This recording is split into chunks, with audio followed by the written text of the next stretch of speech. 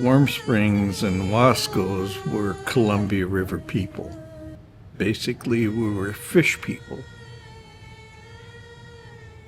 I think if I remember the Lewis and Clark journals correctly, they became upon a very sophisticated trading tribe, speaking of the Celilo Falls, because the mainstay of the Celilo Falls, Warm Springs, Yakima on the other side, and all those people on the other side of the river, basically salmon was the backbone. They knew how to cure the salmon to be able to, as a food stock, to be able to trade. And so the Warm Springs, Columbia River people were basically a trading people. The treaty basically moved us off the Columbia River. After we got off the Columbia River, along came the Allotment Act. You know, I've always been fascinated in the allotment system, which you know about, I'm sure. You know, got started in the 1880s. What do we do with these Indians? Well, what some people felt is we make farmers out of them.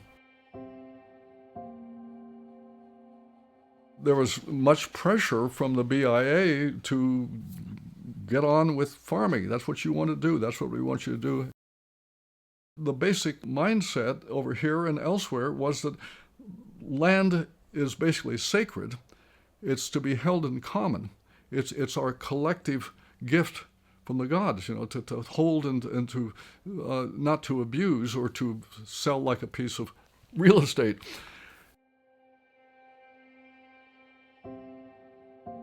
We don't have that much farmland on this reservation. We have about 3,000 acres of pretty decent irrigable land. But mainly, it's kind of a range transitional sagebrush type up into the forests. And so we eventually moved into becoming ranchers because of the ability to open range graze on the reservation. Everything I learned at a young age. I must have been 9 when we started with the wheat fields, you know, wheat farming. Because there was a couple fields up there my grandpa took me up. But even as a young 3-4-year-old, I always wanted to go be with my grandpa all the time because they had cows, horses and whatnot. And I always wanted to be with him when they were feeding or what have you. So kind of grew up with it. Eventually, I think when I was 4 or 5, my grandpa gave me my first cow. My earliest memories are of being around cattle. To this day, when I'm riding or when I'm out somewhere and I smell campfire smoke, it reminds me of, you know, approaching one of the corrals and in the evening, and you smell that smoke and you know that a meal's being prepared for all the horsemen, all the guys driving cattle. We used to camp at Eagle Springs for about a week. We'd stay there. This is back before all the fences were built. We had to go out and find all the cattle and then bring them back there and then move them to whichever range that we were, you know, with this end of summer we'd be rounding them up to move them back down into the fall time range. Well, I think the big thing it taught me was that, you know, about a work ethic. You know, my father always taught us that, you know, you get up in a day, you accomplish something. You know, even if you're feeding the cattle, you're doing all this stuff, you know, it's all working towards something. Back then, it was always family-oriented, it seemed. I remember my dad would wake me up in the morning and say, well, get the horses ready, we're gonna go help so-and-so out at Red Lake, or, you know, whatever, you know, maybe to go drive cows or whatever, we'd go help all the time. Or when we was doing stuff, they'd come and help us, you know. I remember as a kid, used to go up to Eagle Springs Corral up in the Mountains, and we'd camp for a month up there. And that's all we did was round up cows and would brand. It wasn't just our family, it was different families, you know. The Heaths, the Spoonfins, you know. It was always family oriented. We always did stuff together and helped each other, you know. Just a way of life, you know, way of our life. And I remember we would sometimes help the Llewellings out with their roundups. And those roundups sometimes were on the Indian side, sometimes on the white man's side. Somehow they got the cattle across, and we'd do it all together, and there was always a mix of Anglos and Indians. I live at the south end of the reservation called Sixiqua. I've been living here all my life, and I grew up in the Rodeo family because my great-grandpa, my grandpa, my dad, my uncles, my aunties, our whole family pretty much, you know, did the rodeos. When we were little, he started buying us horses and getting us involved. And he was the one who says, okay, you know, if you want to do it, you do it. But we was always riding horses, and that's just how my dad grew up, riding horses, going cattle riding out at Sixiqua. They helped other families. They'd all get together, go cattle riding. They'd go and eat and do branding.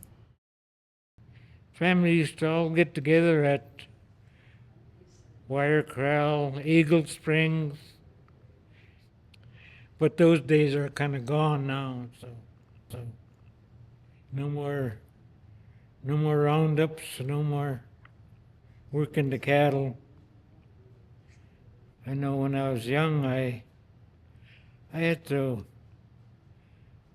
rake the hay and gather it up and bale it, haul it. But even those days are gone now, I think. Just take your truck to town and load it up now.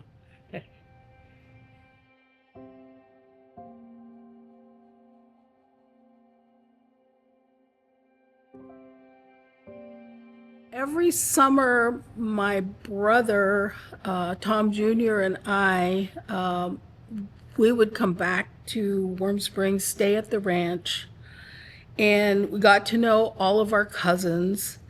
And so the main thing that we did was we rode horses.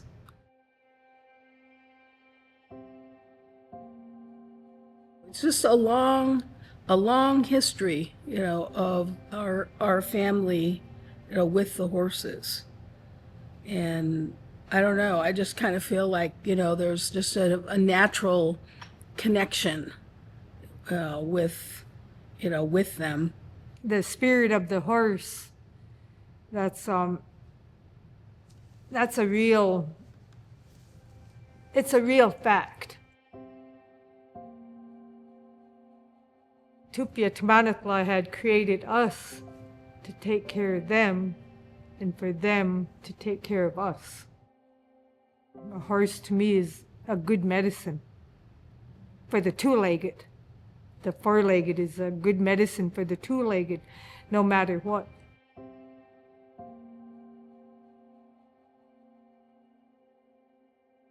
I wanted to get me a couple of horses because I got some grandchildren that haven't had that experience of riding a horse, and I wanted to see them get that experience.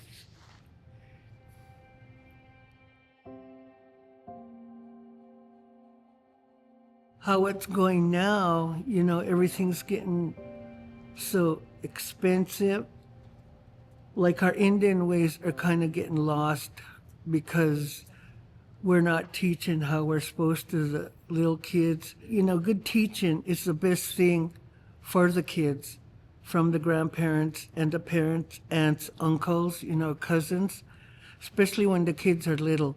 Then continuing telling them and teaching them and say, well, you know, I want to teach you so this teaching don't die, so you'll know how to ride a horse. I could get you a horse, or we could get someone to give you a horse so you could learn how to ride. I wish younger people would see it that way. It's hard to get them away from a TV or a computer or get off their phone, you know. Sad to see the way that's all they do. That's all they know. You know, get out. Breath of fresh air once in a while, you know. Get outside. There's more to life than sitting inside in the air conditioner. I think back and say, would I continue that? Ugh, I hate getting up at night in the winter, going down to the corral, trudging through mud, cold, feeding cows. Nah, not anymore. That's a tough lifestyle. But you're independent.